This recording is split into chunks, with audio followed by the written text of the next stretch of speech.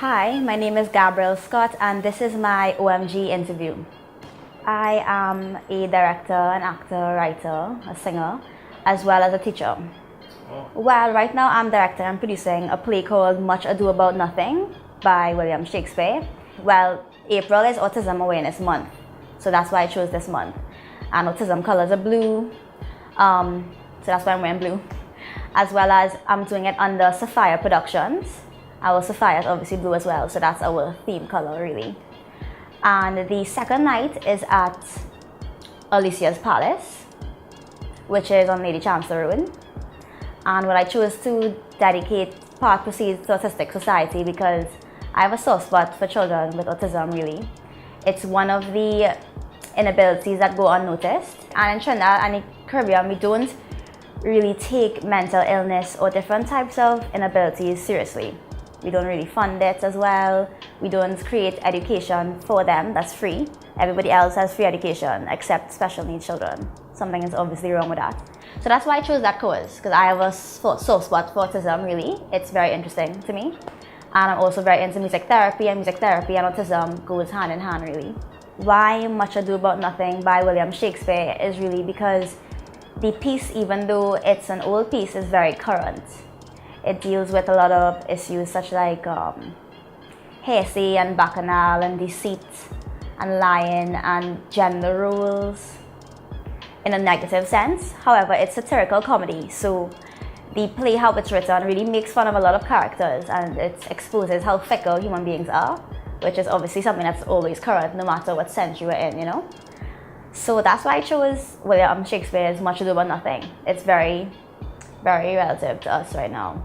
Yes, it's a large cast, about 15. And everybody's double casted. Well, most people are double casted because it's about 21 characters in the play. Well, I started getting involved in theatre when I was about 13, I would say. When I went to St. Joseph Convent, I was involved in drama club, and then I became the president, and then I started to teach drama club eventually. After convent, I continued. I studied theatre arts at UE. I have a bachelor's in it now. And I became very passionate about directing particularly. And I actually did Much Ado before for my final piece for directing too. I felt the need to do it over. Now that I've gained some experience, to do it independently from UE and in a different light and to allow the audience to see it, because there's so much to be said through this piece. The most important thing is to see yourself in the play, because the play is a very harsh critique of different characters in society and how each of us play a role in the mess that is happening, in the bacchanal, in the deceit, in the corruption. Each of us plays a part. So that's what I want people to come away with really, is to see themselves on stage, to see a mirror. Well, under Sapphire Productions, I want to continue producing plays that particularly shed light. The essence and the motto of Sapphire Productions is really to shed light in dark places. Sapphire means divine truth.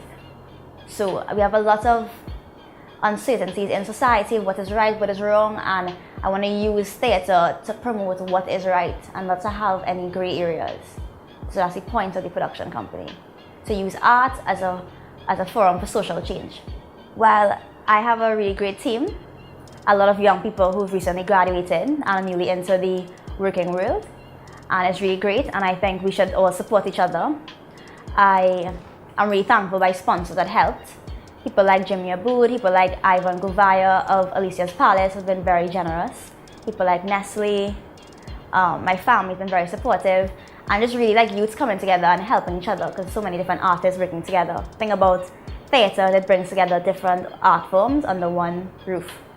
So it's pretty cool. My OMG moment would have been when I realized that my pride was getting in the way of me doing this properly. Pride. Well, pride blinds you. It makes it hard for you to ask for favors. It makes it hard for you to admit certain things to yourself, certain things you need help with.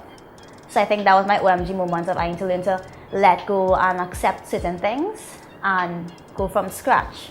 And nothing's wrong with that. To admit your vulnerability. So that was my OMG moment.